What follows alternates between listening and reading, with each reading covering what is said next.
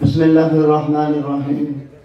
तबारकल्लज़ी नज़्ज़लल फ़ुरक़ान अला अब्दिही लियकूना लिलआलमीन नज़ीरा व सल्लल्लाहु अला मुहम्मदिल मुस्तफ़ा व अला आलिहिल मुज्तबा व अस्हाबिहिल मुक़्तदा व सल्लम तस्लीमन कसीरन कसीरा। क़ाल अल्लाहु तबारक व तआला फ़िल कलामिल मजीद वल फ़ुरक़ानिल हमीद।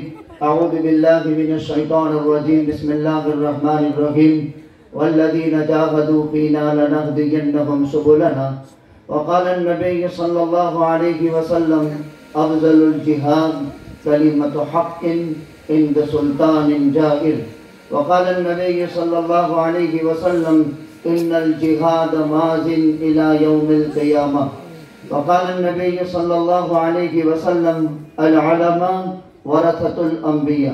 वक़ाल नबी सल्लल्लाहु अलैहि वसल्लम तलबुल इल्म फरीज़ा अला कुल्लि मुस्लिमिन व मुस्लिमा। सदक़ल्लाहुल अलीयुल अज़ीम व सदक़ रसूलुहुन नबियुल उम्मियुल करीम व नहनु अला ज़ालिका लमिनश शाहिदीन व शाकिरीन वल्हम्दुलिल्लाहि रब्बिल आलमीन। गिरामी कदर वाजिब व एहतराम हमारे जिगर पारे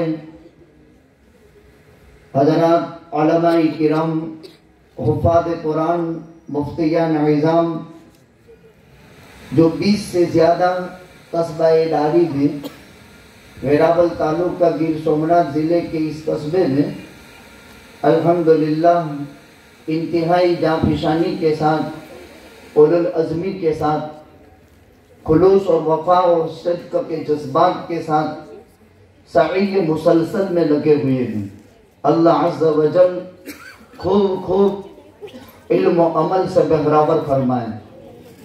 खास तौर पर डारी का ये कस्बा जिसमें नौजवान उलमाए किराम की एक ज़बरदस्त टीम, तो नौजवान सरपंच नए मुंतखब हुए फारूक भाई, इसी तरह समाज के हमारे पटेल इस्माइल भाई, तालुका में नुमाइंदगी करने वाले हमारे इब्राहिम भाई और तमाम हाज़िरीन मजलिस, खुसूसन हमारे ये मुरब्बी हाजी कादर साहब, इनके वालिद मरहूम, और खुसूसन 8 साल के बाद भी बल्कि डारी के कस्बे की हवा लगते ही जहाँ दाखिले के मौके पर मेरे अजीज मौलवी हसन, अल्लाह सुब्हानहू व तआला इनकी करवट करवट मग़फ़िरत फरमाए, इनके कब्र को नूर से भर दे, इनको रूह को लिगिन में दाखिल फरमाए और तमाम मरहूमीन के हक़ में ये दुआएं कबूल फरमाए।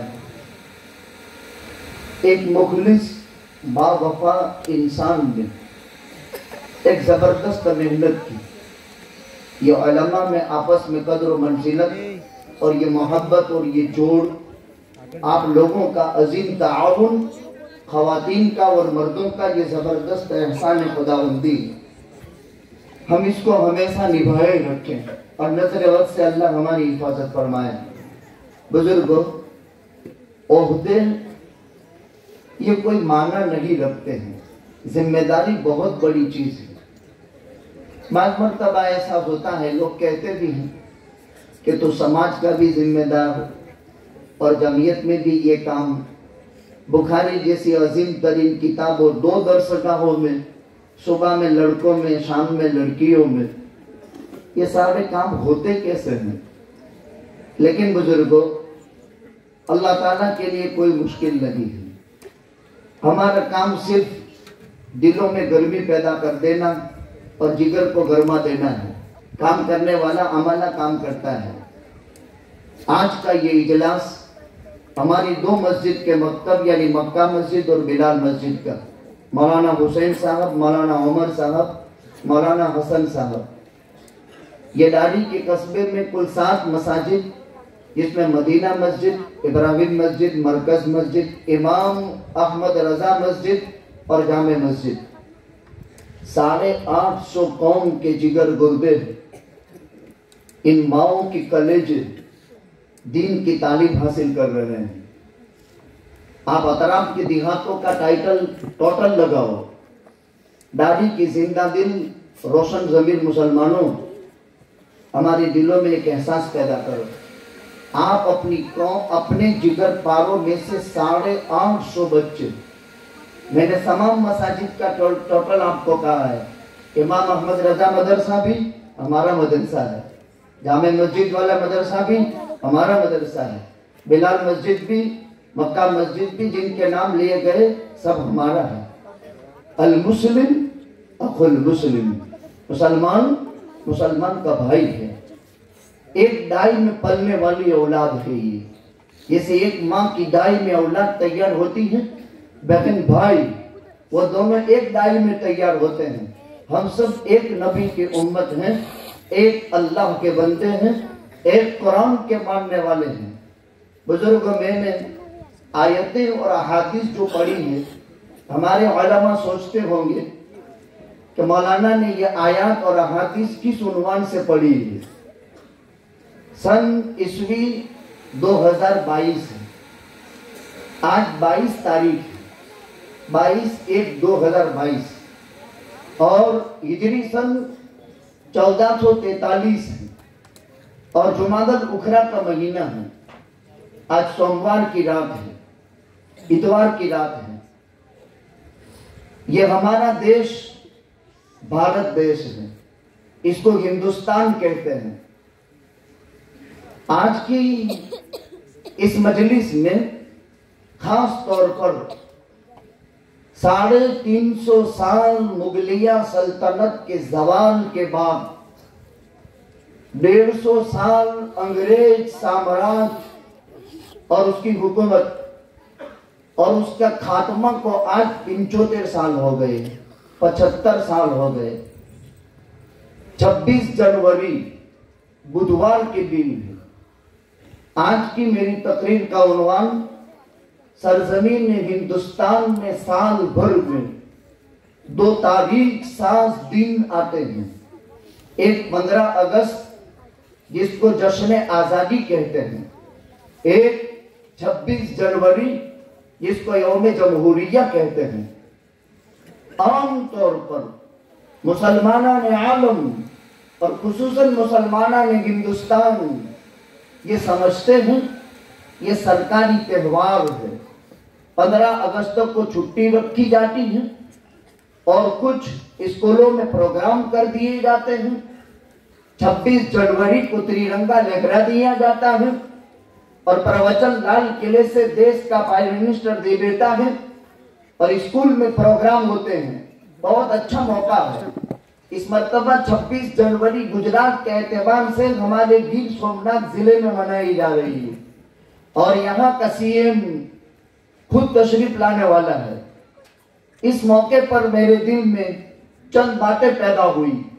ये मुल्क जिसमें हम और आप रह बस रहे हैं, इस मुल्क का नाम हिंदुस्तान है। इस मुल्क को भारत कहते हैं। क्यों? आमतौर पर लोग ये समझा देते हैं कि हिंदू यहाँ रहते हैं इसलिए इस देश को हिंदुस्तान कहते हैं। आम लोगों के जहन में ये बात है। इसी वजह से कुछ नाबलद, नाआकिबत अंदेश, एहसान फरामोश फिरका परस्त ताकतों ने एक बात मुसलमानों के दिलों में भी बावर करा दी कि ये हिंदुत्व की बुनियाद पर बनने वाला हिंदुस्तान हिंदुओं का शहर है, हिंदुओं का देश है। नहीं, हम आपको तारीख के हकाइक से बताएंगे। दुनिया का सबसे पहला इंसान आदमजात हजरत आदम अलैहिस्सलाम है, जिन्हें अल्लाह ने अपनी कमाल कुदरत से बगैर माँ और बाप के पैदा किए और आदम को पैदा करके स्वर्ग में खुदा ने रखा।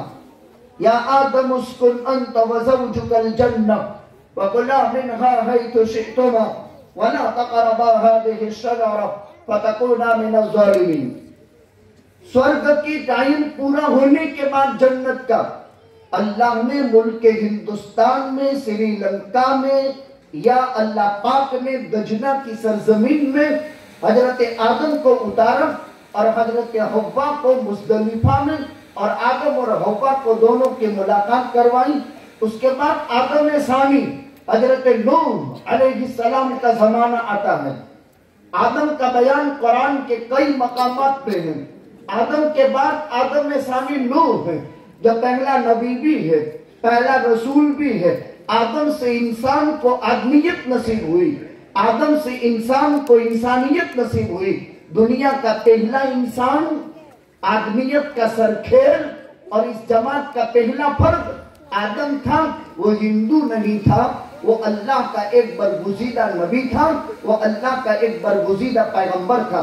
और इसका तज़किरा कुरान में है, जो स्वर्ग यानी जन्नत से 60 गज यानी 90 फुट का कद लेकर आया था। और इस बाप ने 28,000 सुलभी औलाद, उसकी पीठ से निकली हुई औलाद, सुलभी औलाद आदम ने हिंदुस्तान के अंदर अपनी आंखों से देखी थी। फिर आदम सानी नूह है। नूह अलैहिस्सलाम के 3 बेटे हैं, हाम, साम, याफिस। हाम की औलाद में एक बेटा हिंद है, एक बेटा तुर्क है, एक बेटा सिंध है। तो हाम का एक बेटा हिंद है। हिंद इब्ने हाम इब्ने नूह अलैहिस्सलातु वस्सलाम ने ये खित्ता हिंदुस्तान का आबाद किया। इससे इस देश का नाम हिंदुस्तान पड़ा। ये याद रखना चाहिए। हिंद इब्ने हाम इब्ने नूह अलैहिस्सलातु वस्सलाम ने हिंदुस्तान के खित्ते को आबाद किया। इस वजह से इस देश का नाम भारत गंगा जमुनी तहजीब का गहवारा, भारत हिंदू मुस्लिम एकता का सबसे अजीम परचम के त्रिरंगा को हम सलामी मारते हैं। पूरी मुफस्सल बात आपके जहन में बिठाऊंगा। पहली बात अभी हो रही है, मैंने आदम का वास्ता इसलिए लिया कि अगर हिंद से मैं शुरू करता तो सिलसिला खत्म रहता। आदमियत का सरताज आदम से बात का आगाज किया। हिंद इब्ने हाम इब्ने नूह अलैहिस्सलाम ने इस खित्ते को आबाद किया, इसलिए इस खित्ते को हिंदुस्तान कहते हैं। ये बात मुसलमानों के मजमे ही में मैं नहीं करता हूँ, ये बात बिरादरान वतन के मजमे में भी, जहाँ दानिश्वरान कौम मिल्लत मुख्तलिफ मक्तबा फिक्र के लोग और उनके बड़े बड़े लेक्चरार होते हैं, उनके मजमे में भी मैंने बयान किया। लेकिन अल्हम्दुलिल्लाह किसी एक ने भी मेरी बात के रद्द में कोई दलील नहीं पेश कर सका। इसलिए कि हम तारीखी मुस्तनद ठोस बात ही उम्मत के दरमियान में ले आते हैं। ये तो हमारा मुल्क हिंदुस्तान है। इस मुल्क में 2 साल में दीन, ऐतिहासिक दीन है।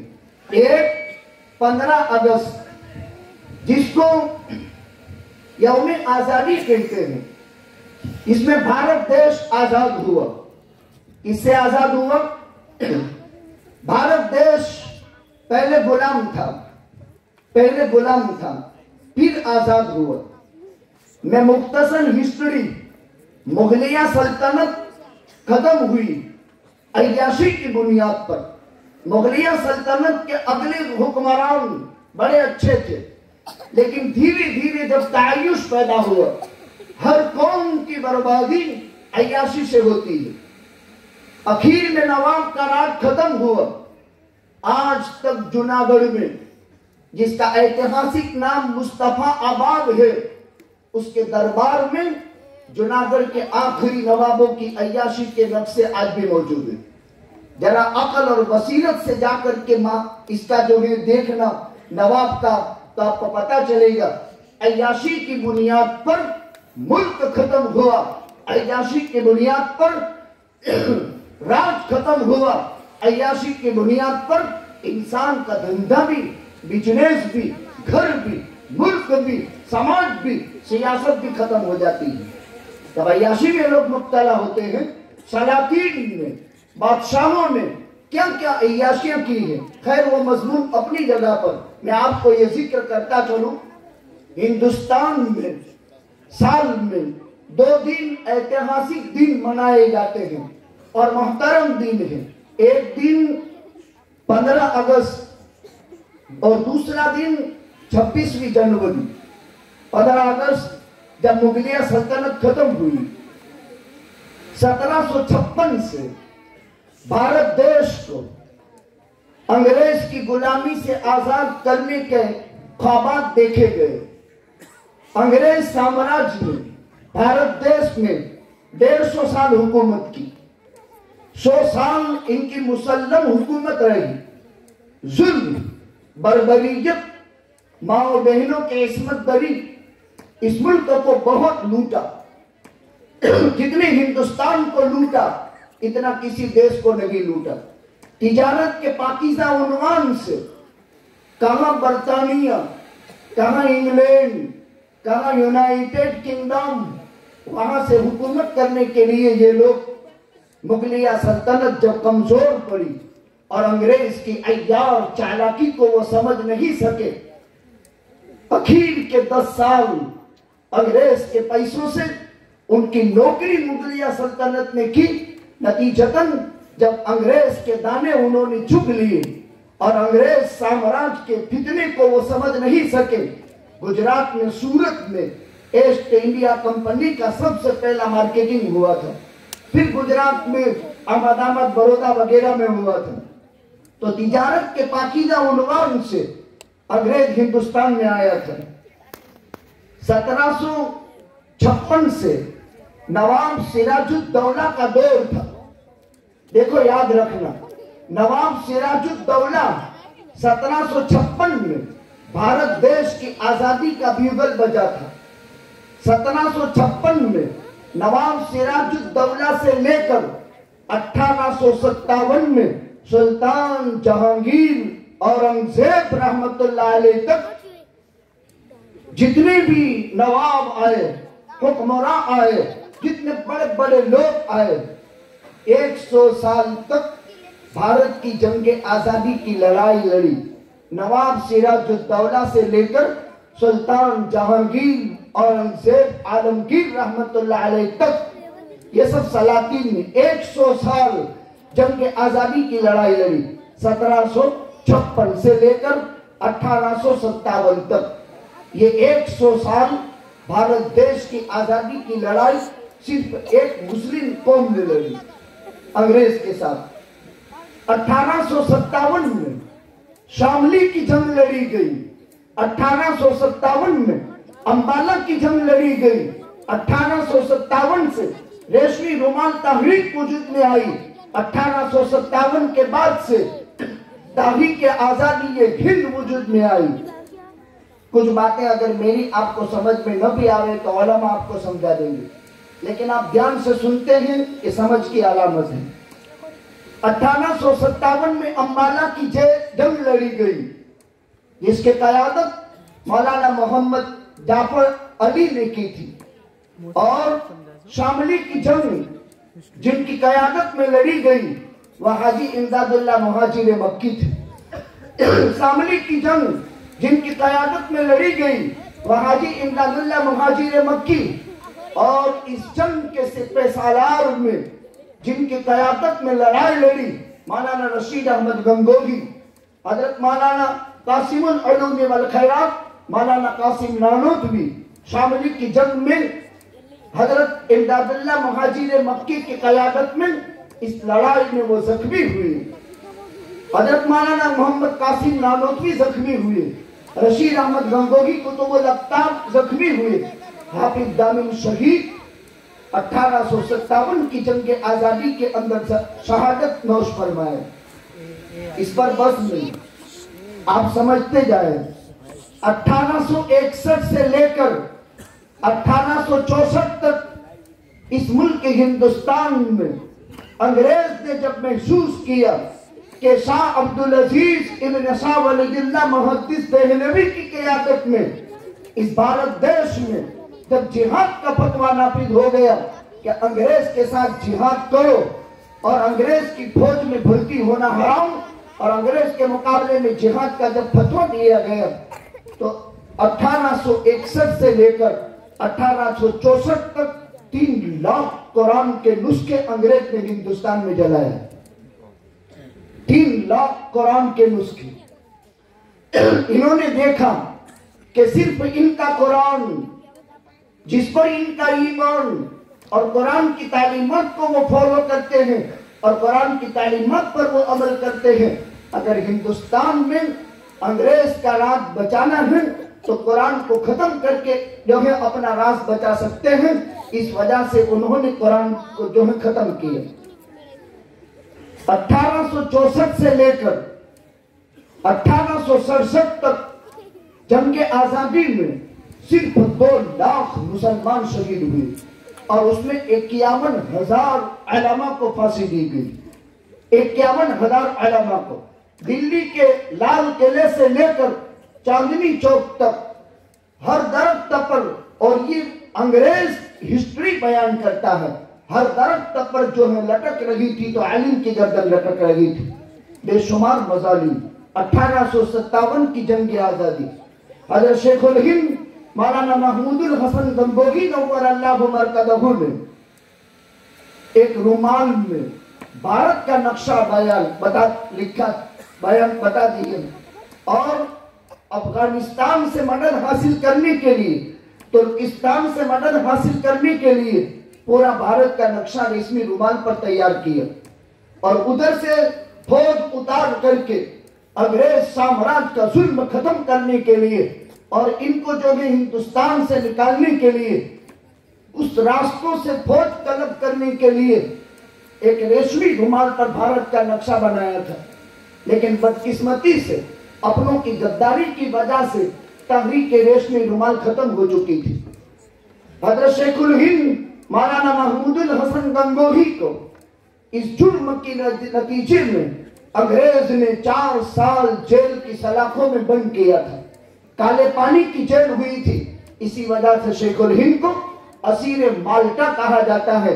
क्या होता था, चारों तरफ लोहे की दीवार और इंतहाई चुभने वाले सरिये और शेखुल हिंद खड़े न खड़े रहते थे, न इधर झुक सकते हैं न इधर झुक सकते हैं। 4 साल माल्टा की काली जेल शेखुल हिंद ने बर्दाश्त की।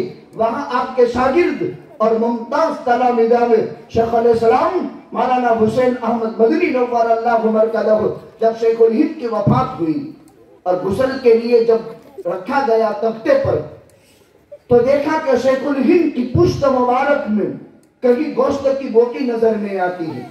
शेख अलैहिस्सलाम मौलाना हुसैन अहमद मदनी शागिर्द में इनसे पूछा कि ये क्या बात है कि शेखुल हिंद की पुश्त मुबारक में कहीं भी गोश्त की बोटी नजर नहीं आती है। फरमाया क्या बताएं, ये मेरे और मेरे शेख के दरमियान में राज की बात थी और इसको बयान करने से मेरे शेख ने मना किया था, लेकिन अब वो दुनिया में नहीं रहे तो मैं बता देता हूँ, अंग्रेज साम्राज्य इस असीर माल्टा के साथ जिहाद के फतवी की बुनियाद पर और जंग आजादी की लड़ाई की बुनियाद पर गरम सरिये करके शेखुल हिंद की पुस्तक को ढकी जाती थी और आपके गोश्त को धागा जाता था और इसके अंदर लोहे की सरिये चढ़ाए जाते थे। ये उसका नतीजा है कि शेखुल हिंद की पुस्तक मुबारक में और पीछे के हिस्से में गोश्त बिल्कुल बाकी नहीं रहा था। ये हमारे अकाबिर हज़रत शेखुल हिंद। फिर शेखुल इस्लाम मौलाना हुसैन अहमद मदनी कराची की कॉन्फ्रेंस में बरतानिया की एक बहुत बड़ी कॉन्फ्रेंस मुनक्किद की थी जिसमें लाखों का मजमा था। शेख अलैहिस्सलाम मौलाना हुसैन अहमद मदनी को शुद्ध करने का ऐलान हो चुका था और सब समझते थे कि शेखुल इस्लाम इस जलसे में नहीं आएगा। शेखुल इस्लाम कफन पहन करके जलसे के अंदर पहुंच चुके थे और वहां हजरत शेखुल इस्लाम मौलाना हुसैन अहमद मदनी नव्वर अल्लाहु मरकदहू ने फिर वो जलसा भी पूरा किया था और 1.5 घंटे तक शेखुल इस्लाम के बाबत नारे लगे थे। बहुत भारी कुर्बानी दी गई। 1857 से लेकर के 1947 तक, ये दूसरी सदी है। 1756 से लेकर 1857 100 साल, 1857 से लेकर 1947 तक जंग आजादी लड़ी गई। इसमें खास किरदार एक गोल कॉन्फ्रेंस मेज वहां बरतानिया में हुई थी, गोल मेज कॉन्फ्रेंस, जिसमें मौलाना मोहम्मद अली जौहर तशरीफ ले गए थे और अंग्रेज जज के सामने मौलाना मोहम्मद अली गौहर ने कह दिया था कि या तो तुम भारत की आजादी का परवाना दे दो, हम भारत से बरतानिया हमारे देश की आजादी का पर्चा लेने के लिए परवाना लेकर आए हैं, और अगर तुम देश की आजादी का परवाना देना नहीं चाहते हो तो मैं भारत वापस नहीं जाऊंगा, गुलाम इंडिया में मैं वापस नहीं जाऊंगा। नतीजा ये हुआ मौलाना मोहम्मद अली जौहर हिंदुस्तान वापस नहीं आए, बस वही बैतुल मुकद्दस के साये में जान जान आफरीन के हवाले कर दी। ये हमारे अकाबिरीन की कुर्बानियां थी। मौलाना मोहम्मद अली जौहर, मौलाना जाफर अली थानेसरी, मौलाना याहिया अली थानेसरी, हजरत रूहानी, अबुल कलाम आजाद, हजरत मौलाना हिफ्जुर रहमान सेहारवी, मुफ्ती आजम मुफ्ती किफायतुल्लाह साहब, हजरत शेखुल हिंद महमूदुल हसन गंगोही, हजरत मौलाना अबुल कलाम आजाद, ये हिंदुस्तान की तारीख के आजादी के और बरतानिया और अंग्रेज साम्राज्य के मजालिम से, इस जुल्म से, इन चुंगनों से छुड़ा करके इस देश के आजादी के ये अजीम हीरो है। ये तो 15 अगस्त का दिन है जिसमें गुलाम देश अंग्रेजी की गुलामी से आजाद हुआ, और आजादी जब नसीब हुई तो उसके नतीजे में 15 अगस्त का दिन हिंदुस्तान के अंदर एक तारीखी दिन है। इंशाअल्लाह जिंदगी रही तो इस मर्तबा 1 अगस्त से लेकर के 15 अगस्त तक सौराष्ट्र और गुजरात में रोजाना एक एक जलसा मुनअकिद करके 200 साल जंग के आजादी की अजीम तारीख करिया शहर गांव जा करके इसके आजादी को लोगों से वाकिफ कराया जाएगा। इसलिए कि लोग यूं ही समझते हैं कि ये तो ऐरे गहरे नत्थु खेरे की कुर्बानियों से देश आजाद हुआ। 200 साल की कुर्बानियों के नतीजे में अंग्रेज साम्राज्य के मजालिम से ये देश आजाद हुआ, और ये देश भारत का एक इंतहाई पाकीज़ा आइन और दस्तूर के तहत तैयार हुआ। अब 1947 में देश आजाद हो गया, लेकिन देश को चलाने के लिए कुव्वत चाहिए। फारूक भाई सरपंच बने और इब्राहिम भाई सदस्य बने तालुका पंचायत के, हमारे इस्माइल भाई समाज के पटेल, ये आलमा जिगर गुर्दे काम कर रहे हैं कौम का।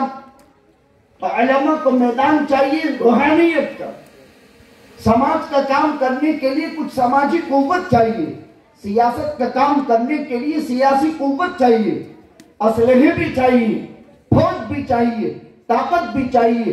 असबाब की दुनिया है, असबाब इख्तियार करने का हुक्म है। नजर मुसब्बिबुल असबाब पर हो, लेकिन असबाब को इख्तियार करना चाहिए। इसीलिए सहाबी ने पूछा आकिलहा व तवक्कल अला अल्लाह, अल्लाह के नबी ऊंट छूटा छोड़ दूं और अल्लाह पर भरोसा करूं कि अल्लाह है। आका ने फरमाया नहीं, आकिलहा व तवक्कल अला अल्लाह, ये जानवर है उसको खीले से बांध और अल्लाह पर भरोसा कर। असबाब कुछ नहीं थे। सन 47 में देश आजाद हो गया, अंग्रेज ने देश छोड़ा नहीं, एक आरजी भाड़ूती आखिरी अंग्रेज हुक्मरान 2.5 साल तक देश को चलाता रहा। 1947 के बाद से लेकर 1950 तक 2.5 साल होते थे। फिर भारत देश में महात्मा गांधी जी, पंडित जवाहरलाल नेहरू, डॉक्टर राजेंद्र प्रसाद, मौलाना अबुल कलाम आजाद, मौलाना हिफ्जुर रहमान सेहारवी, डॉक्टर भीमराव अंबेडकर, 6 आदमी की समिति बनी। नाम याद रहे, महात्मा गांधी जी, डॉक्टर भीमराव अंबेडकर, डॉक्टर राजेंद्र प्रसाद जो भारत देश का पहला सदर जमहूरिया बना, और पंडित जवाहरलाल नेहरू भारत देश का पहला प्राइम मिनिस्टर बना। पहले बंधारण तैयार हुआ, आइन तैयार हुआ। भारत का आइन तैयार कैसा हुआ? समिति बनी। इस समिति के नामवर हीरो कौन थे? महात्मा गांधी जी, डॉक्टर भीमराव अंबेडकर, डॉक्टर राजेंद्र प्रसाद, मौलाना अबुल कलाम आजाद, मौलाना हिफ्जुर रहमान सेहारवी। समिति बनी, हजारों दफात तैयार हुए और हजारों दफात तैयार किए गए, जिनमें बुनियादी तौर पर मुसावात, अमन व सलामती, देश को चलाने के लिए कानून बुनियाद है।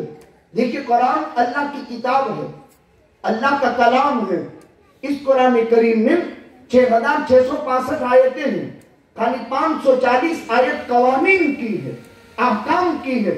इससे पूरे इस्लाम का निजाम कायम है।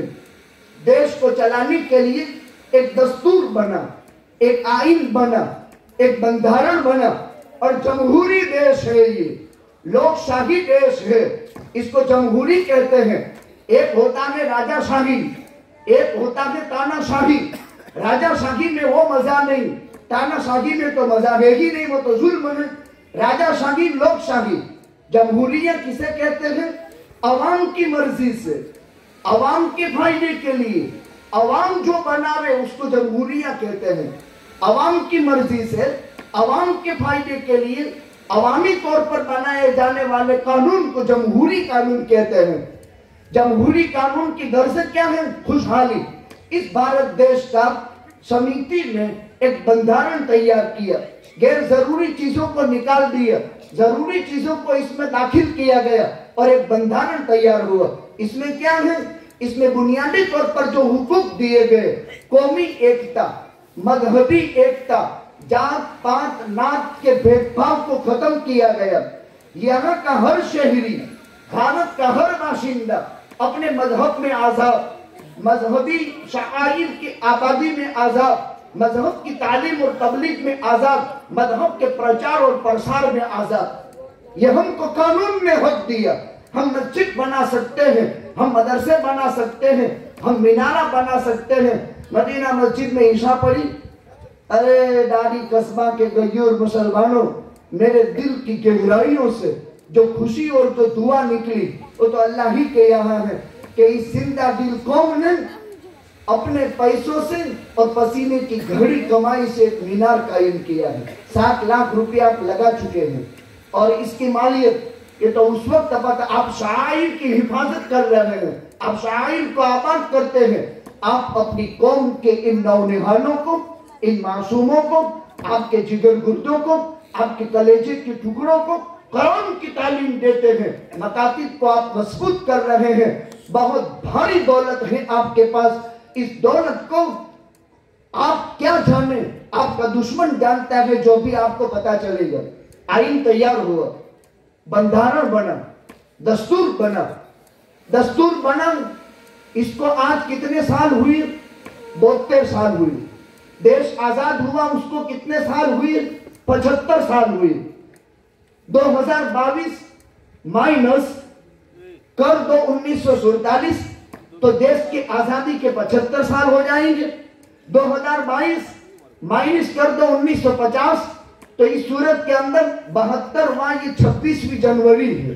बंधारण बना। बंधारण बनाने के बाद इसमें हुकूक दिए गए। मुसलमान अपने मजहब में आजाद है। मस्जिद, मदरसा, इबादतगाह, तालीम, तालीम, तबलीग और तंजीम। मुसलमान तालीम में आजाद, तबलीग में आजाद, तंजीम में आजाद। न किसी जमात पर कोई पाबंदी, हर एक को आजादी मजहबी दे दी गई। इसकी तबलीग भी, इसका प्रचार भी और इसकी तवसीह भी हर एक को इजाजत दी गई। मुसावी हुकूक दिए गए।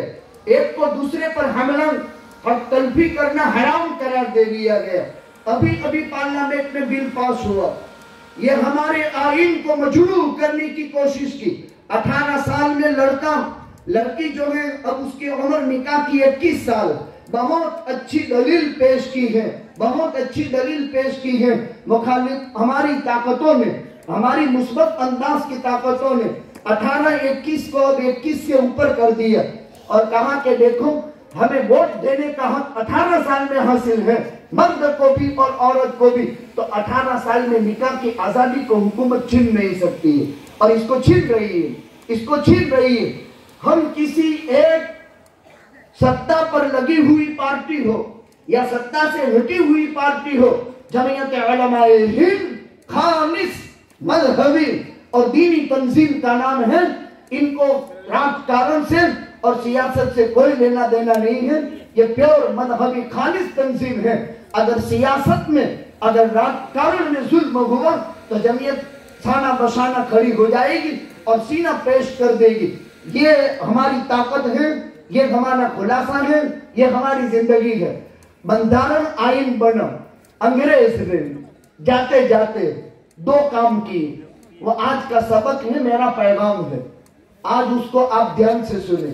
मेरी लंबी बात का खुलासा, 15 अगस्त को 1947 में देश आजाद हो गया। 1950 के अंदर बंधारण वजूद में आ गया। अब इस बंधारण की हिफाजत करना देशवासियों का फर्ज है, देशवासियों का फर्ज है। इतना बेहतरीन सुनहरे उसूल पर मबनी और बहुत वसी बंधारण कायम हुआ है जो किसी और देश का नहीं है, ये सिर्फ भारत देश का ही ये बंधारण है। इसकी हिफाजत करना मुसलमान की भी जिम्मेदारी, गैर मुस्लिम की भी जिम्मेदारी। अंग्रेज की हुकूमत खत्म हुई, अंग्रेज साम्राज्य बरतानिया चला गया, लेकिन जब कुर्सी जाती है तो आदमी से बर्दाश्त नहीं होता। सब कुछ बर्दाश्त हो जाता है, लेकिन कुर्सी छूटना ये आदमी बर्दाश्त नहीं करता। तो जाते जाते दो शरारत कर गया। ध्यान से सुनना सबक की बात। दो शरारत कर गया। एक शरारत क्या की?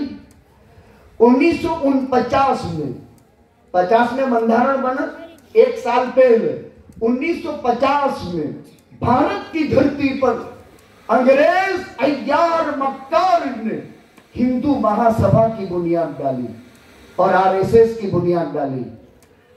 जरा याद रखना, सोने के पानी से लिखना। 1949 में भारत की भूमि पर अंग्रेज साम्राज्य बरतानिया ने हिंदुओं के दिल को जीतने के लिए और फिरकावारियत का बीज बोने के लिए हिंदू महासभा का बीज बोया और आरएसएस की बुनियाद डाली। और 1949 में बाबर की मस्जिद बाबरी में पुत्र रखवाया। किसने? अंग्रेज साम्राज्य ने। शायद आपके इल्म में नहीं होगा। हिंदू मुस्लिम फिरकावारियत का बीज बरतानी साम्राज्य हुकूमत हिंदुस्तान में डाल दी। आप किसी दरख्त का बीज डालते हैं, फिर वो दरख्त तैयार होता है, फिर उसकी शाखें निकलती है, फिर वो फलावर होता है। भारत की भूमि ने वो बुरा दिन भी देखा जिसमें बाबरी की शहादत हुई, और भारत की भूमि ने इंतहाई बदतरीन दिन देखा कि अल्लाह का घर शहीद करके उसकी जगह मस्जिद मंदिर तामीर हुआ। ये बीज किसने बोला था? 1949 में बरतानवी साम्राज्य अंग्रेज भारत की सरजमीन पर दो बुनियादें हिंदुओं की कायम कर गया था। एक हिंदू महासभा और एक आरएसएस। मुसलमानों के साथ क्या किया? मुसलमानों के साथ इन्होंने ये कहा कि देखो, इनके जिस्मों पर से हमारी हुकूमत भले खत्म हो गई, लेकिन इनके दिलों पर और इनके ज़हनों पर हमारी हुकूमत बाकी रहनी चाहिए। अब ये कैसे हो सकती? आपने अच्छी दावत हमको खिलाई, अल्लाह जज़ाए खैर अता फरमाए। आपने हमारी बदनी कुव्वत की कोशिश की, खाएगा तो कुछ बोलेगा, तो एक गिज़ा और कुव्वत की भी जरूरत है, लेकिन ज़हन अच्छा खाना खाए, अच्छा पानी पिए, मीठा ठंडा, आपका ज़मीन कहेगा अल्हम्दुलिल्लाह, सुकून के सांस लेंगे आप। तो बदनी कुव्वत, बदन पर से हुकूमत खत्म हो गई, लेकिन दिलों पर और ज़हन पर हुकूमत करने के लिए अंग्रेज ने एक नारा बुलंद किया कि भारतीय मुसलमान, इंडियन मुस्लिम, ये मुसलमान तो हो, लेकिन इनकी ज़हनियत और उनके दिल इंग्लिस्तानी हो, अरबस्तानी न हो। ये इन्होंने एक दिल के अंदर बात बिठाई कि भारतीय मुसलमान जिस्म के एतबार से तो मुसलमान हो, अरबस्तानी हो, लेकिन ज़हन और दिल के एतबार से ये इंग्लिस्तानी होना चाहिए, अंग्रेज होना चाहिए। अल्लाह जज़ाए खैर दे हज़रत शेख उल-हिंद मौलाना महमूद हसन गंगोही को कि माल्टा की जेल में काले पानी के 4 साल बर्दाश्त किए और वहां से मकतब की तालीम की फिक्र की। अल्लाह जज़ाए खैर दे कासिमुल इल्मी वल खैरात मौलाना कासिम नानूतवी नव्वर अल्लाह मरकदहू को के दारुल उलूम देवबंद की बुनियाद पड़ी। ये मकातिब, ये दारुल उलूम, इनकी बुनियाद इसलिए हमारे अकाबिर ने डाली कि हमारे ज़हन भी अरबस्तानी हो, हमारे दिल और कुलूब भी अरबस्तानी हो और हमारे जिस्म भी अरबस्तानी हो। देखिए नतीजा क्या हुआ। आप अगर कहीं सफर करके सऊदिया गए हैं, इंग्लिस्तानी ज़हन और बरतानिया आज भी मेहनत कर रहा है। खड़े खड़े पेशाब करना ये अंग्रेज का तरीका है, मुसलमान का तरीका नहीं। मुसलमान बैठ कर पेशाब करने के लिए इस्तिंजा बनाता है, लेकिन अल्लाह हिफाजत फरमाए, सऊदिया गवर्नमेंट को हो क्या गया कि खड़े खड़े पेशाब करने के इजाज़े मुकद्दस की सरजमीन के दायरे में भी आते, वहां भी खड़े खड़े मुदने के पेशाब खाने बढ़ा दी। ये अंग्रेजी ज़हन है। अंग्रेजी ज़हन का खात्मे के लिए हमारे अकाबिर ने ये मेहनत की, ये मकातिब का जाल बिछाया, ये मदरसों का जाल बिछाया, दारुल उलूम देवबंद की बुनियाद पड़ी, मजाहिब की बुनियाद पड़ी, दुनिया भर के तमाम मदरसों की बुनियाद पड़ी। हमारे कस्बा डारी में 850 तलबा, अभी मैंने कैलकुलेट किया 800 850 तमाम मदरसे आ गए, दिन की तालीम दे रहे हैं असातिज़ा। और अल्लाह का जितना एहसान माने कम है। शुक्रिया के लिए हमारे पास अल्फाज नहीं। कौम और उलमा, जब तक कौम का गहरा रिश्ता उलमा के साथ और उलमा का गहरा रिश्ता कौम के साथ, उलमा का काम यह है हर दुख दर्द का इलाज करे, हर मुसीबत में काम आए। इमामुल अंबिया ताजदार मदीना हम सब के आका हजरत मोहम्मद रसूलुल्लाह सल्लल्लाहु अलैहि वसल्लम ऐलान नबूवत से पहले क्या कहा करते? इन्नका लतसिलुर रहीम व तक्सिबुल मादूम व तहमिलुल कल्ब व तक़रिल ग़ैब व तुईनु अला नवाइबिल हक़। ये आका के काम थे, सिलाराहमी करते थे, नाता जोड़ने की मेहनत करते थे, बोझ में मुब्तला इंसान के बोझ को उठा लेते थे, बेवाओं की मदद करते थे, गरीबों की, मिस्किनों की, मुसाफिरों की, मोहताजों की, बेयारों मददगार इंसान की। ये हमारे काम है। हम सियासत को भी मजबूत करें, हम समाज को भी मजबूत करें। अल्लाह का जबरदस्त एहसान मानते हैं। उलमा के क़यादत में आप हजरात ने अपने आप को कुर्बान किया है। ये कामयाबी का सरचश्मा है और ये कामयाबी का पहला कदम है और हमेशा इसको मजबूत करते रहे। अपने समाजी मसाइल, अपने सियासी मसाइल, अपने खानगी मसाइल, अपने आईनी मसाइल, अपने समाजी मसाइल अपने उलमा की खिदमत में हम पेश करें। भाई ये 1-2 बच्चों के बाप हैं, 3-4 बच्चों के बाप हैं, लेकिन कुर्बान जाए हमारे ये उलमा आपके तमाम बच्चों के बाप हैं। आपके यहाँ से 25 तलबा को मौलाना असलम साहब एक बाप की तरह, एक चचा की तरह, एक दादा की तरह, एक मामू की तरह, एक उनके घर के खानदान के फर्द की तरह तैयार करके मदरसे में पहुंचाते हैं। इतनी बड़ी तादाद तो नहीं थी सीरत के जलसे में। आपके सीरत के जलसे में श्रीनगर मदरसे में अभी बच्चों ने जो प्रोग्राम पेश किया आप अंदाजा नहीं कर सकते। आपका दिमाग हैरत ज़दा हो जाए, आपके कल्ब की गहराइयों से दुआएं निकले कि किस बली अंदाज में मुख्तसर से वक्त में इन्होंने अजीम प्रोग्राम पेश किए, अजीब अंदाज के। ये आपके जिगर गुर्दे मदरसों के हवाले हुए, ये रूहानियत के ताजदार बनेंगे, ये शेखुल हिंद की फिक्रों को लेकर चलते हैं, ये शेखुल इस्लाम की फिक्रों को लेकर चलते हैं। इसी वजह से अब भारत देश में इस बंधारण को खत्म करने की एक फिरकावारियत और एक तहस्सुब की निगाह इस पर काम कर रही है कि बंधारण को खत्म कर दिया जाए। कभी हरिद्वार में, कभी रायपुर में, जहां मन भावे वेसन अपनी वाणी विलास और एकदम बुरी भाषा इस्तेमाल करके देश की एकता को, देश की अखंडितता को खंडित करने की कोशिश करते हैं। न ये इंसानों के हक में हमदर्द है, न ये समाज के हक में हमदर्द है, न ये मुल्क के हक में कभी वफादार साबित हो सकते हैं। ये गद्दार हैं, देश के गद्दार हैं और देश का आईन कभी भी इन्हें माफ नहीं करेगा। वजह उसकी क्या है? इनकी बदजुबानियां क्यों हैं? उनका कोई किरदार देश की आजादी के पीछे नहीं है। देश के आजादी के पीछे अगर लहू लगा है तो हमारा इज्जतें गई हैं तो हमारे और मर्दों ही का नहीं। ताजमहल बेगम का हाल आप देखें, जिसकी कयादत में 15 साल लड़ाई लड़ी गई, एक औरत है। झांसी की रानी का हाल देखे, जिसके कयादत में 10 साल लड़ाई लड़ी गई। रसिया सुल्ताना को देखे, जिसके कयादत में 7 साल लड़ाई लड़ी गई। ये औरतें थी। ताजमहल बेगम को पढ़ो, झांसी की रानी को पढ़ो, अरे रसिया सुल्ताना को पढ़ो। ये खवातीन थी जिन्होंने माओ से जन्म लेकर बहादुर और सिपह सालार आजम का किरदार पेश किया था। बड़ी मेहनतों के बाद ये देश आजाद हुआ है। 15 अगस्त हमारा त्योहार है, 26 जनवरी हमारा त्योहार है। हजरत मौलाना अबुल कलाम आजाद फरमाते हैं, मेरी उम्र 18 साल की थी। 18 साल के बाद से लेकर 12 साल तक मुल्क की आजादी के लिए जिहादी तकरीरें मैंने, यानी देश के आजादी के लिए मैंने कोशिश और काबिज करने के लिए 12 साल तकरीरें की। तकरीरें, तहरीरें, तसनीफें, तालीफें। खानकाहों से लोग बाहर आ गए, मदरसों से लोग बाहर आ गए, तालीम गाहों से लोग बाहर आ गए। बड़ी मेहनत जाफिशानी के बाद ये देश आजाद हुआ।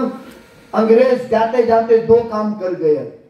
एक काम हिंदू मुस्लिम फिरका वारियत का बीज डाल करके गया और जिसकी बुनियादें अब मजबूत होकर के 72वें साल तक पहुंच चुकी और नफरत की फिजा पूरे देश में कायम हुई। हमारी क्या जिम्मेदारी है, क्या करना चाहिए? अमन का, मोहब्बत का, रवादारी का, नाता के जोड़ने का, सुलूक का, हुकूक की अदायगी का परचम लेकर के पूरी दुनिया में हमको उठना पड़ेगा। हम मोहब्बत फैलाएंगे, हम अमन फैलाएंगे, हम भाईचारा कायम करेंगे, हम त्रिरंगा का सम्मान करेंगे। त्रिरंगा के अपमान करने वाले को कभी हम माफ नहीं करेंगे। इसी त्रिरंगा के तहत ये देश आजाद हुआ। त्रिरंगा का सम्मान बजा लाना फर्ज है। देश से मोहब्बत करना वतनुल ईमानी, ये हमारा हुब्बुल ईमानी, हुब्बे वतन ये हमारा ईमानी फरीदा होगा। हम देश के वफादार रहेंगे, हम देश के पक्के सच्चे और अच्छे नागरिक बन करके रहेंगे।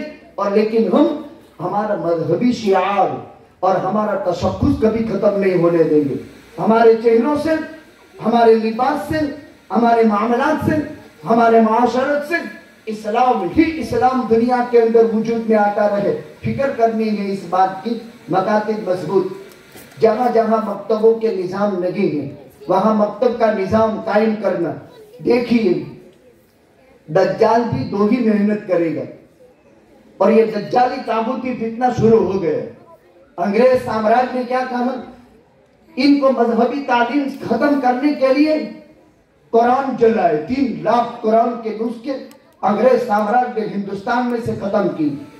16,000 उलमा को फांसी के फंदे पर लटकाए और 52,000 उलमा जंगे 2 लाख मुसलमानों में से 52,000 उलमा की शहादत हुई।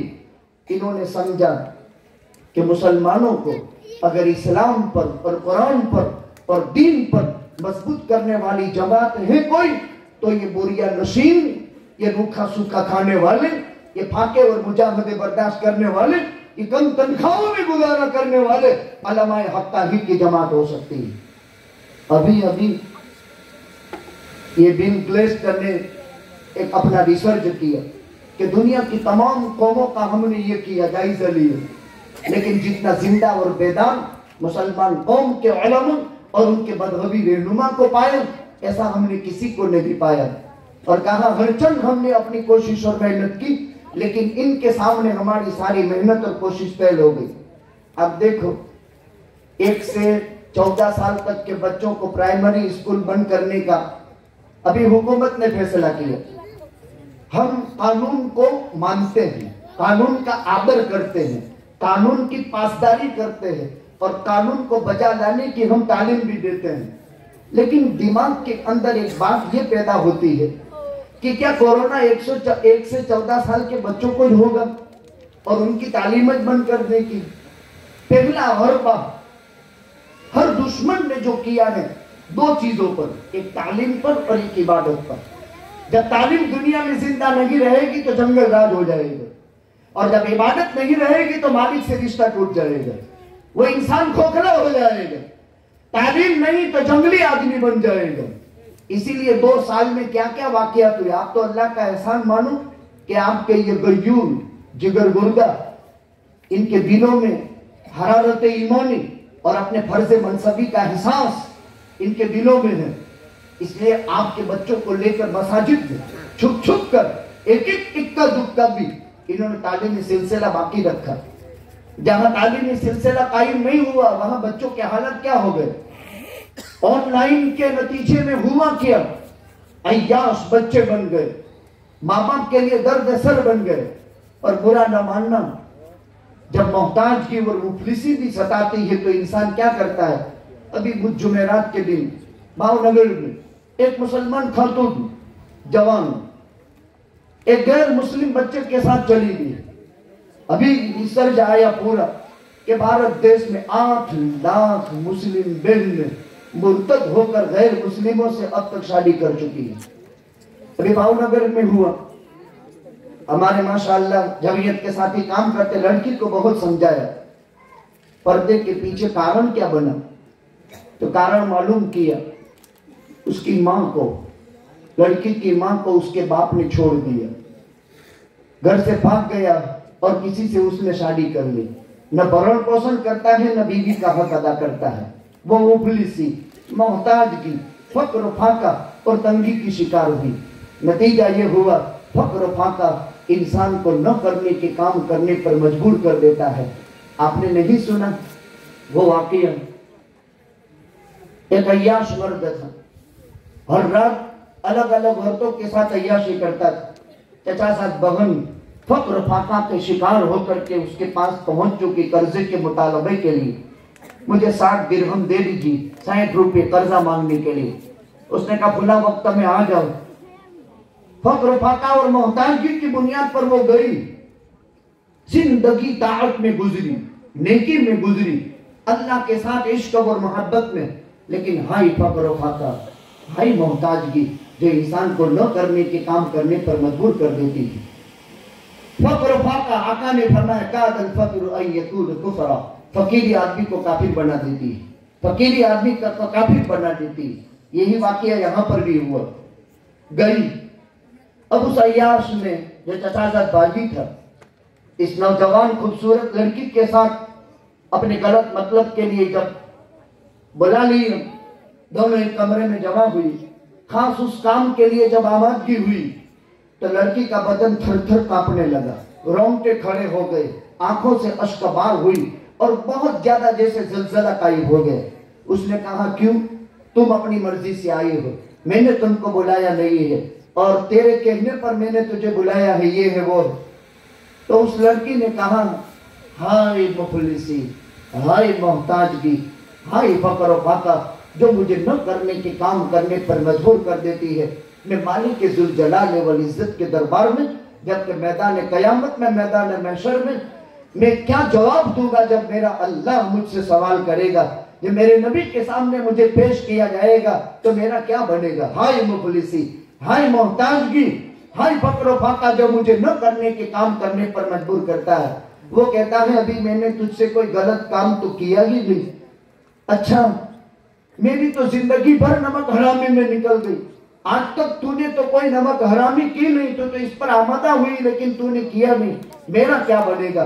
फिर उसको गवाह बनाया, तो गवाह रे मैं तेरे हाथ के अंदर तौबा करता हूँ और ये मैंने तुझे हदिया कर दिया। तो फकीरी, मोहताजगी और मुफलिसी इंसान को न करने के काम करने पर मजबूर कर देती है। यहाँ पता लगाया तो पता चला कि 8 साल या 18 साल से इस औरत का शौहर ने उसको छोड़ दिया है। ये दर दर की ठोकरें खा रही है, किसी के घर के झाड़ू पोते कर रही है, गुजारा कर रही है। बेटी जवान होती है, ख्वाहिशात जवान होती है, किसी से आंख लग गई, नतीजा ये हुआ कि दीन भी गया, ईमान भी गया, इस्लाम भी गया और उसके साथ साथ मुर्तद होकर के गैर के साथ निकाह पर तैयार हो गई। हमारे दिन को कोई न कोई चीज दस्तक देती है। सादगी में ताजगी है, सादगी में ताजगी है, इंसानियत में जीवन है, अखलाक के अंदर दुरुस्तगी है। लिहाजा मेरे बुजुर्गों, आपके इस कस्बे में ये उलमा की जमात काम कर रही है। काम करने वाले काबिल सताइश और काबिल तारीफ होते हैं। आप अपना मजदूर रखे, 500 रुपए दे, 400 रुपए दे, वो शाम को तक आपका खातिर का काम करके गया, आप पैसे देकर भी शुक्रिया अदा करेंगे। काम हो रहा है, आपके जिगर गोरे आए माओ, आपके कलेजे और आपकी जिगर गुर्दा बेटियों, इनको संस्कारित किया जाता है, तालीम के जेवर से आरास्ता किया जाता है। आपको रिक्शा करके ट्यूशन में नहीं जाना पड़ता। आप देखो देहातों में माई रिक्शा करके जाती है, वो खर्च 500 रुपए का अलग आता है। ए दादी के गैर मुसलमानों, क्या आपने कभी रिक्शा किराया दिया आपके बच्चों को मकतब में पहुंचाने के लिए? कभी भी आपका कोई खर्च नहीं हुआ। लेकिन अल्हम्दुलिल्लाह खुशी होती है, और तालीम के पीछे आप बहुत बड़ा खर्च, अभी 2.5 लाख का बिल यहाँ पेश किया गया। 2.5 लाख 2.5 घंटे में पेश हो गया। 2.5 घंटे में 2.5 लाख जमा हो गए। पर किनको तकसीम होंगे? इन्होंने मुसलसल साल मेहनत, बल्कि 2 साल के बाद बारी आती है, 1 साल इनका 1 साल इनका, 2 साल की मुसलसल मेहनतों के नतीजे में 5 बच्चों का कुरान पूरा हुआ। अभी आपके सामने रिपोर्ट भी पेश किया। आइंदा इसकी भी कोशिश करें कि इनामात भी अव्वल 2 नंबर वालों को तकसीम करें और तालीमी रिजल्ट भी लोगों के सामने पेश करें, ताकि नतीजा हो कि काम हो रहा है। अल्हम्दुलिल्लाह जबरदस्त काम हो रहा है। आपने मुश्किलात के अंदर तालीम को जिंदा रखा है। 3 चीजें बुनियाद, तालीम, तबलीग और तंजीम। दीन का सीखना, दीन का प्रचार प्रसार करना और उसके साथ साथ जमात बंदी। मजहबी एतबार से जमात बंदी, समाजी एतबार से खटपट तो होगी, लेकिन खटपट को दुश्मनों के हवाले न करना, खटपट को अंदर ही में निपटा देना। वो दुश्मन तौक में बैठा हुआ है, चाहे वो सियासत हो, चाहे वो समाज हो, चाहे वो मजहब हो। खटपट तो हर जगह होगी, लेकिन खटपट को उसका हल है, उसका इलाज है। अल्लाह के पैगंबर सल्लल्लाहु अलैहि वसल्लम हिजरत के बाद मदीना मुनव्वरा में अरबों में अशआर का रिवाज था। अशआर में हिजू किया करते थे एक दूसरे की, और जब अशआर में कोई किसी की बुराई करता तो मिनटों में, घंटों में वो बुराई जंग की सूरत ले लेती थी। अंसार ने मुहाजिरीन को, मुहाजिरीन ने अंसार को। आपस में आवाजें बुलंद हुई, तलवार निकल गई। आका खेमे से बगैर कमीज के चादर पहन करके लुंगी जो है लगा करके तशरीफ ले आए। या अल अंसार व या अल मुहाजिरीन, तुम्हें हो क्या गया? और आका ने दोनों को आपस के अंदर मिलाया और कहा, अन्नासु शअरन वल अंसारु दसारन लौ सलक अन्नासु शअबन व वादिया व सलकत अल अंसारु शअबा लसलकतुम अल अंसार व वादिहिन। ए अंसार, ए मुहाजिरीन, अंसार मेरे अंदर के कपड़े हैं, मुहाजिरीन मेरे बाहर के कपड़े हैं।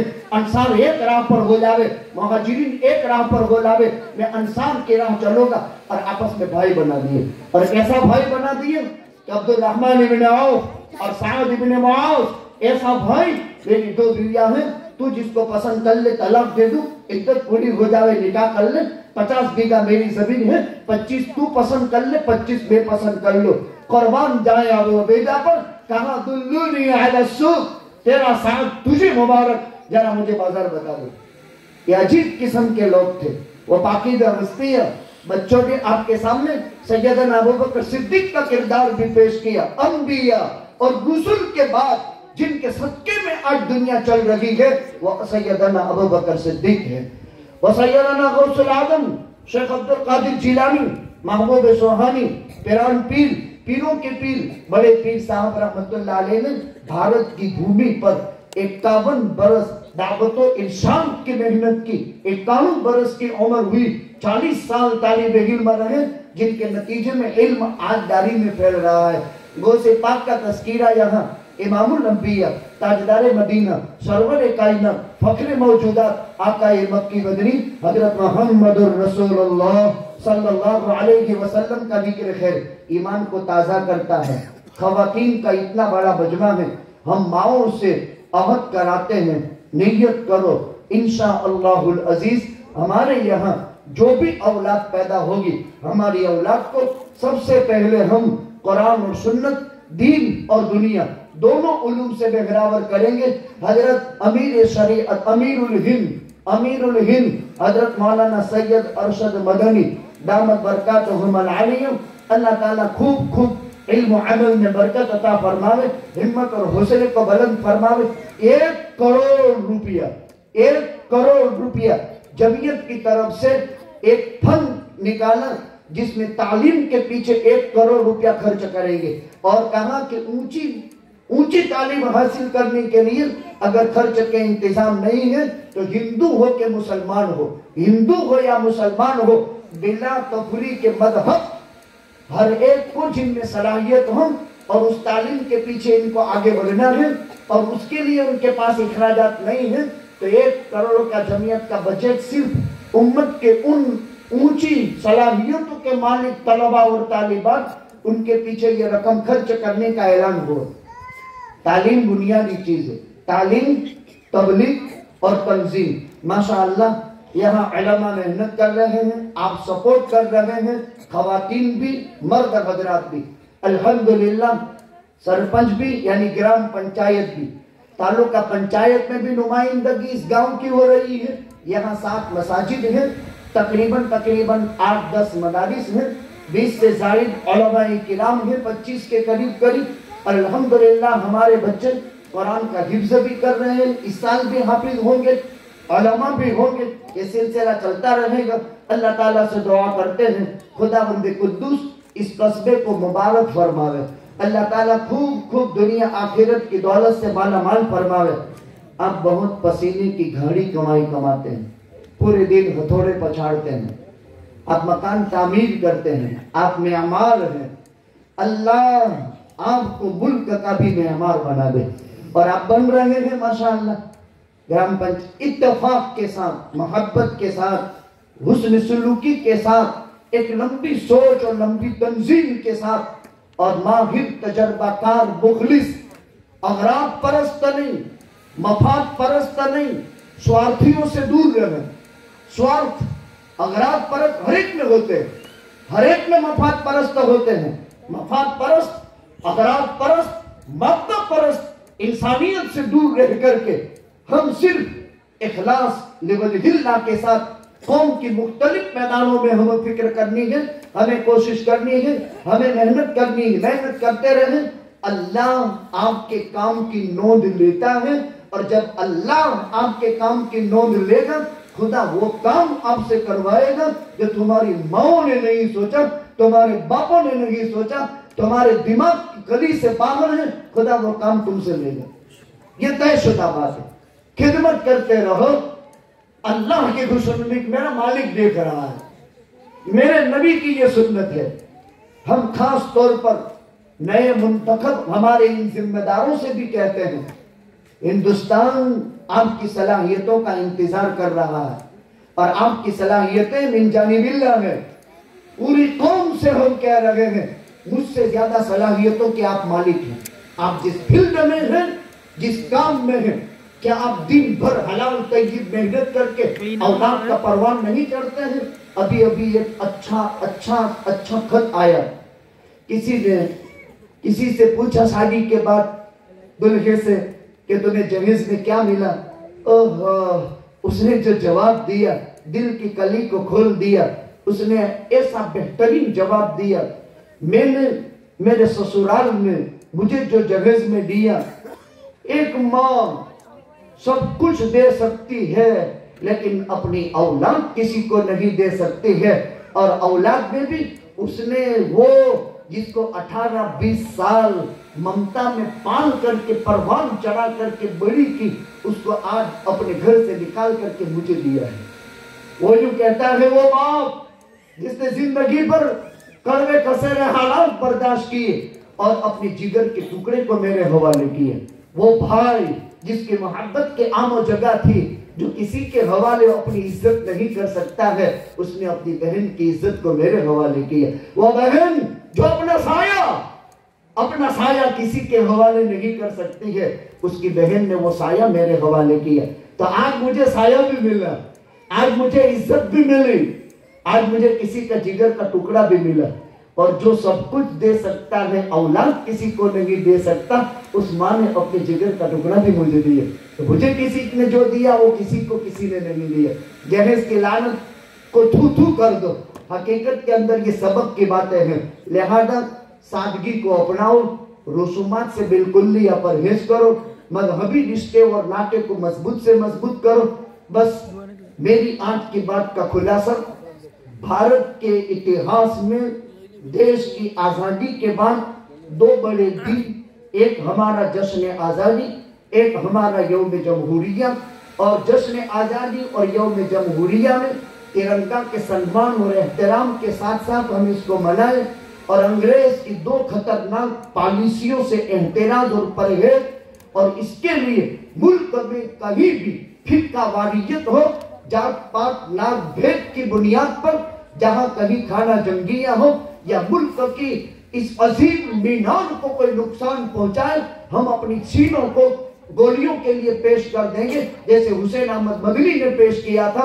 अगर इस मुल्क की इज्जत को कोई ठेस पहुंचाएगा, हम जेलों को पसंद कर लेंगे, जैसे असीर बाल्टा महमूदुल हसन गंगोही ने पसंद किया था। अगर इस देश की इज्जत और इसकी अजमत को कोई ठेस पहुंचाएगा, तो हम अपना सब कुछ कुर्बान तन मन धन करके भी इस देश के इज्जत को कभी भी हम टूटने नहीं देंगे।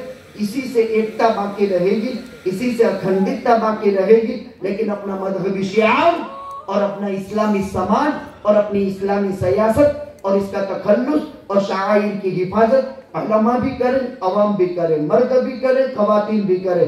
अल्लाह तौफीक अता फरमाए। जलसा अल्हम्दुलिल्लाह मजमूई एतबार से बहुत मकबूल है, काबिल तारीफ है।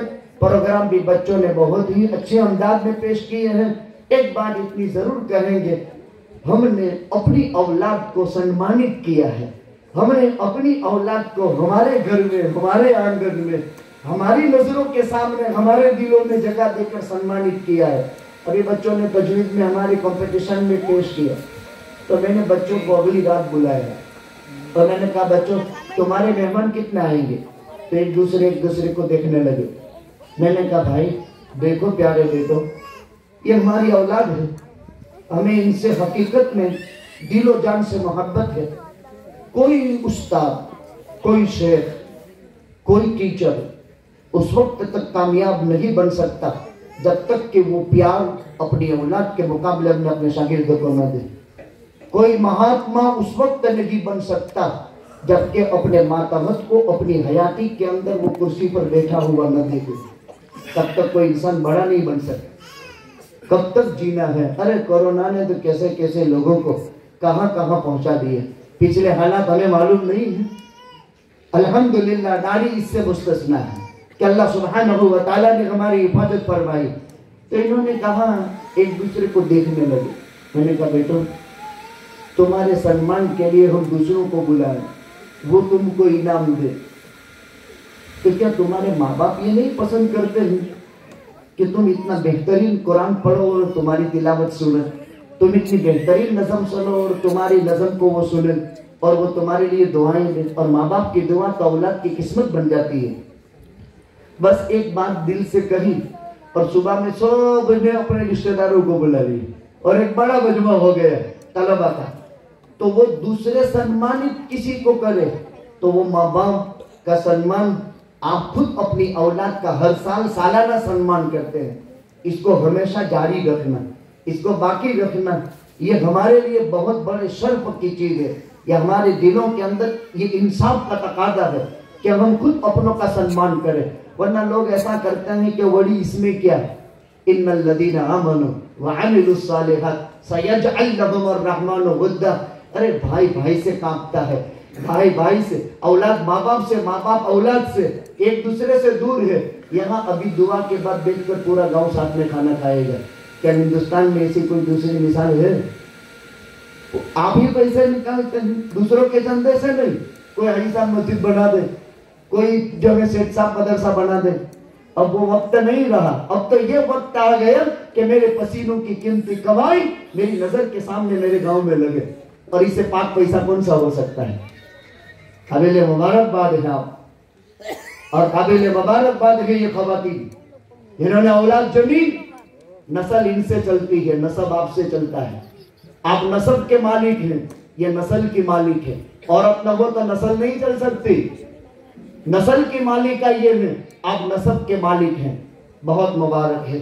अल्लाह सुब्हानहू व तआला खूब खूब बरकतों से माला माल फरमाए, नजर बद से अल्लाह सुब्हानहू व तआला हिफाजत फरमाए। व आखिरु दअवाना अल्हम्दुलिल्लाहि रब्बिल आलमीन। देखिए भाई, आप ही लोगों ने अपने पसीने की कीमती कमाइयां लगाई है। कभी आगे पीछे हो जाता है, मैंने तो आधा घंटा सोचा था, लेकिन आपकी मोहब्बतें, इंतहाई सुकून, वालिहाना जज्बात, बड़ी दिल जमई से आपने दिल की गहराइयों से बड़ी अकीदत के साथ बात सुनी, तो मेरे मज़ामीन खुलते गए, मैं पेश करता गया। फिर भी मैंने बहुत कंट्रोल किया, वरना आज़ादी ये दिन पर तो इतने मज़ामीन खुलते हैं।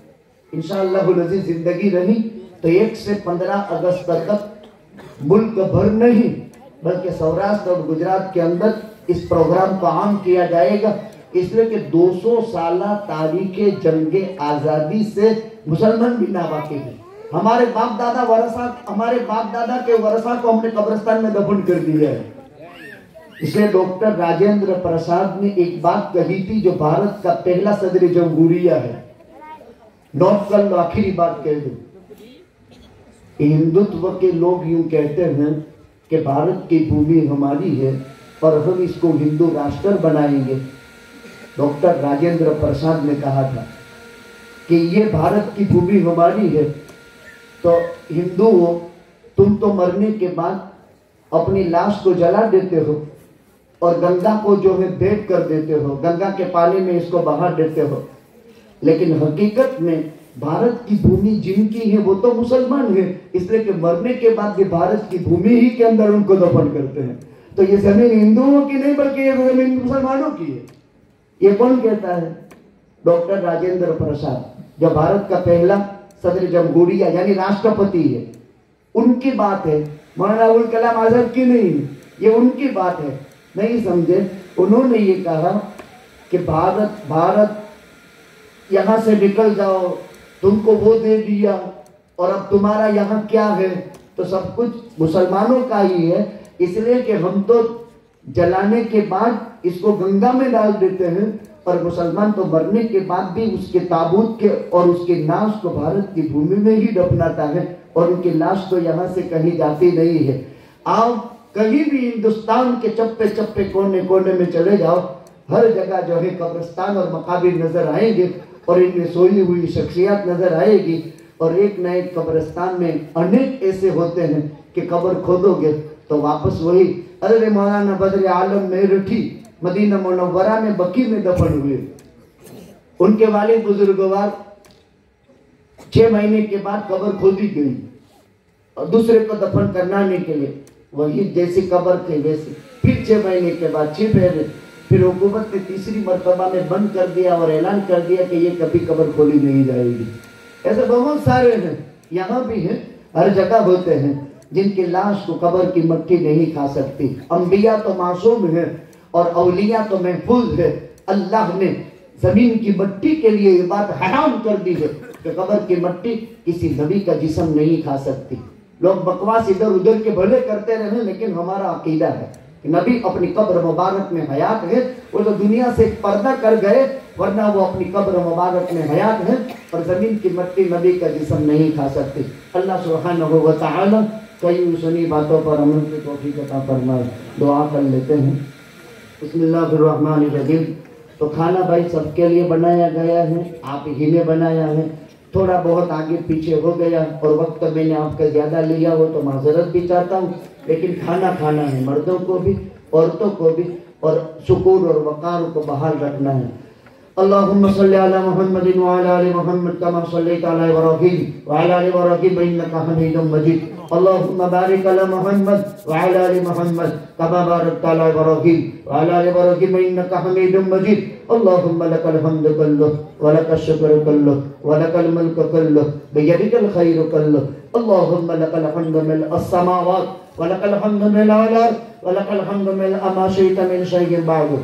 या हन्नान या मन्नान या ज़ल जलाली वल इकराम या हय्यु या क़य्यूम या रहमान या रहीम या गफ़्फ़ार या सत्तार या वहाब या अज़ीज़ या अल्लाह। अल्लाहुम्मा अंत इलाही व इलाह कुल्लि शैइन इलाहा वाहिदा ला इलाहा इल्ला अंत। अल्लाहुम्मा हब्बिब इलैना al-ईमान व ज़य्यिनहु फ़ी क़ुलूबिना व कर्रिह इलैना al-कुफ़्र वल फ़ुसूक़ वल इस्यान। अल्लाहुम्मा अंसुरना वला तंसुर अलैना, अकरिमना वला तुहिन्ना, ज़िदना वला तनक़ुसना, अतिना वला तहरिमना, आथिरना वला तुथिर अलैना। अल्लाहुम्मा इन्ना क़ुलूबना व नवासियना व जवारिहना बियदिक लम तुमल्लिकना मिनहा शै'a। इज़ा फ़अल्ता ज़ालिका बिना फ़कुन अंत वलियना वहदिना इला सवाई सबील। अल्लाहुम्मा सल्लि अला सय्यिदिना मुहम्मद व अला आलि सय्यिदिना मुहम्मद सलातन तुंजिना बिहा मिन जमीइल अहवाल वल आफात व तक़दीरना बिहा जमीअल हाजात व तुतahhiruna बिहा मिन जमीइ सय्यिआत व तरफ़उना बिहा इंदका अला दरजात व तुबल्लिगना बिहा अक़सल गायात मिन जमीइल खैरात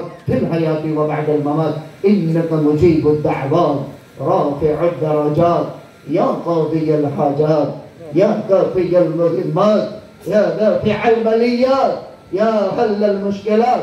अगीथना अगीथना अगितना या इलाही इन्नका अला कुल्लि शैइन कदीर या अरहमर राहिमीन फसाहिल या इलाही कुल्ल सअब बिहुर्मत सय्यिदिल अबरार साहिल। अल्लाह हम तमाम को और कायनात में बसने वाली इंसानियत को हिदायत नसीब फरमा, गुमराही से हिफाजत फरमा, आपके मारिफत का नूर अता फरमा।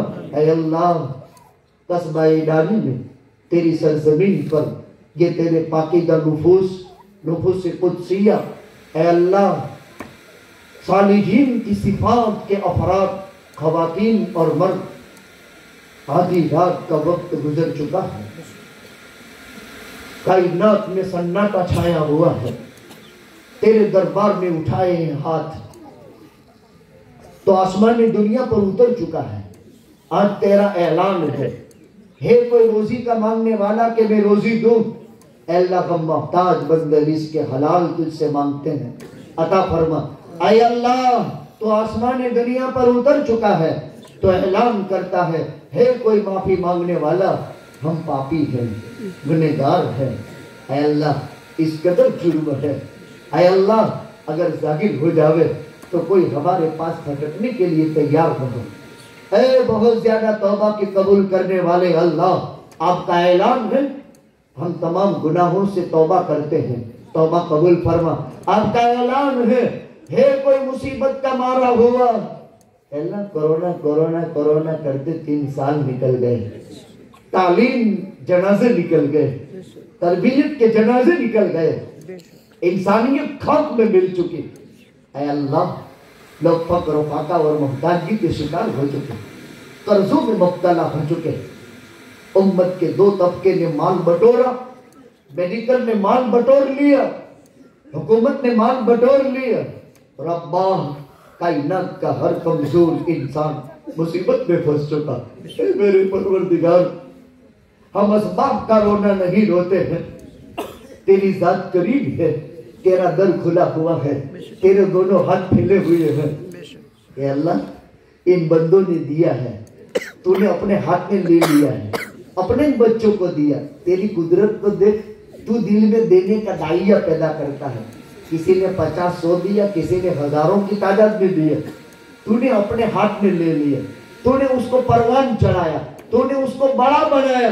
ऐ अल्लाह तूने मीज़ान के अंदर उसको रखा और तू उस दिन देगा जब कब्र की तन्हाई में और वहशत में चले जाएंगे तो वो कहेगा ये सदका का, ये इनाम कहेगा, ये इनाम कहेगा, ओ देने वाले तूने कुरान के लिए दिया था और मैं ही अल्लाह का कुरान हूँ, तूने मेरे लिए खर्च किया था, तो फिक्र मत कर, तेरे मुनकर नकीर के सवाल के जवाब में भी तुझे घबराने की जरूरत नहीं है।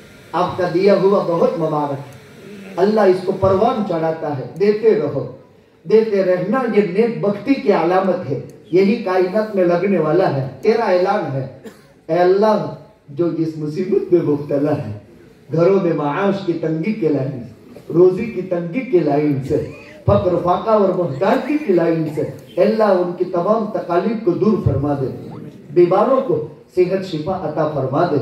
अल्लाह लोग बहुत डरा रहे हैं, मुंह पर मास्क लगवा रहे हैं, अजीब अजीब दुनिया के हालात पैदा हो रहे हैं। रब्बा अगर तू कायनात के अंदर किसी को ऐबदार बनाना चाहेगा तो अल्लाह बीमारी देना चाहेगा तो कौन रोक सकता है। अभी ये 6 महीने से बीमार गैर मुस्लिम भाई 6 करोड़ खर्च किए, 1 महीने में 1 करोड़, 6 महीने में 6 करोड़, लेकिन वो घर का मुंह नहीं देख सका, हॉस्पिटल में मर गया, तो 6 करोड़ वाला भी मर गया। ऐ अल्लाह जब तू जिंदगी देगा तो कोई मर नहीं सकता, और जब तू मारेगा तो अल्लाह बंद किलाओं के अंदर भी तू रुसवा और जलील करके मौत दे देता है। ऐ अल्लाह बीमारी को खत्म फरमा।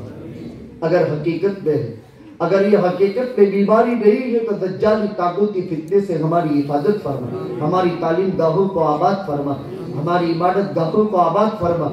रब्बुल आलमीन हमारी तंजीमें जहाँ कहीं चल रही है, हमें पूरे वसूख के साथ तन मन धन की कुर्बानी देकर इन तंजीमों को मजबूत करने की तौफीक अता फरमा। अल्लाह इस तस्बीह को कबूल करवा ले। ये खवातीन बेटी है, उनके सब्र की हद हो गई है। ऐ मेरे रब छोटे छोटे मासूम बच्चे इनकी गोदों में है। ऐ मेरे परवरदिगार तो इनकी इस खस्ता वाली पर तो रहम खा ले। ऐ मेरे परवरदिगार, ऐ रूठा रब, तुझे मनाने के लिए हम आए हैं। मर्द भी, औरतें भी, बच्चे भी, अल्लाह ये दूध पिलाने वाली माएँ भी होगी, इनके पेट में भी तो अल्लाह बच्चे पैदा कर रहा है। यानी ये वो बाएं हैं जिनके पेट में भी बच्चे जिंदा है, वो भी बैठी हुई है। तेरे दरबार में हाथ उठाए हुए हैं, हम तंग आ चुके हैं। ये मुल्क की बर्बरियत से हम तंग आ चुके हैं। इसी मुल्क में कहीं माँ की इज्जत लूटी जाती है, इसी मुल्क में कहीं खून किया जाता है, इसी मुल्क में इज्जत लूटी जा रही है। इंसान वैसी दरिंदा बन चुका है। अल्लाह, मुसलमान हो या हिंदू हो, माँ तो माँ है, बहन तो बहन है, बीवी तो बीवी है, औरत तो औरत है। मोहम्मद रसूलुल्लाह ने एक मरतबा अबू जहल की बेटी के सर का दुपट्टा गिर गया। आका ने फरमाया, अबू जहल की बेटी के सर का दुपट्टे से उसका सर ढक दो। मेरे नजदीक फातिमा बिनते मोहम्मद के सर के दुपट्टे की जो कीमत है और जो कदर है, वही अबू जहल की बेटी के सर के दुपट्टे की भी कदर है।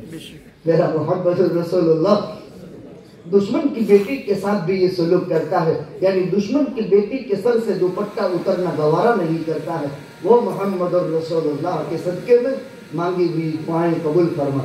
जितने लोग चले गए इस बस्ती के, खास तौर पर और आमतन आलम के, करवट करवट मगफिरत फरमा, कब्रों को नूर से भर दे, रूहों को इल्लियीन में दाखिल फरमा दे, जन्नतुल फिरदौस के बुलंद दर्जात अता फरमा। उलमा को, खवास को, अवाम को, ओहदेदारों को, जिम्मेदारों को, हर एक को अल्लाह जज़ाए खैर अता फरमा। इनामत देने वालों को, खाना बनाने के अंदर ताआवुन करने वालों को, अल्लाह मोहब्बत के निगाह से देखने वालों को, हर एक को अपने फजल और करम से कबूल फरमा। रब्बुल आलमीन इन माओं की गोदों में सालिहीन की एक मजबूत जमात तैयार फरमा। अल्लाह मुजाहिदीन की एक लंबी जमात तैयार फरमा, जो इस मुल्क की सालिमियत की खतरा है, जो लोग इस मुल्क की सालिमियत के लिए खतरा है, अल्लाह उस खतरे को जानना और इस खतरे का मुकाबला करना, यही माओं के सबूत ही कर सकते हैं। रब्बुल आलमीन हमारी मांगी हुई दुआएं अपने फजल करम से कबूल फरमा कर खुसूसन इस कस्बे को अपनी बारगाह के अंदर खूब खूब कबूल फरमा ले। ऐ अल्लाह तमाम जरूरियात का गैर से तकफ़ुल फरमा ले। क़यामत तक की हमारी नस्लों की दीन ईमान अक़ाइद की भरपूर हिफाजत फरमा। मांगी हुई दुआएं कबूल और मंजूर फरमा। इन्नल्लाह व मलाइकतहु युसल्लूना अलन नबी या अय्युहल्लज़ीना आमनू सल्लु अलैहि व सल्लिमू तस्लीमा। अल्लाहुम्मा सल्लि अला मुहम्मद व अला आलि मुहम्मद व सहबिही व बारिक व सल्लिम व रहमतिक।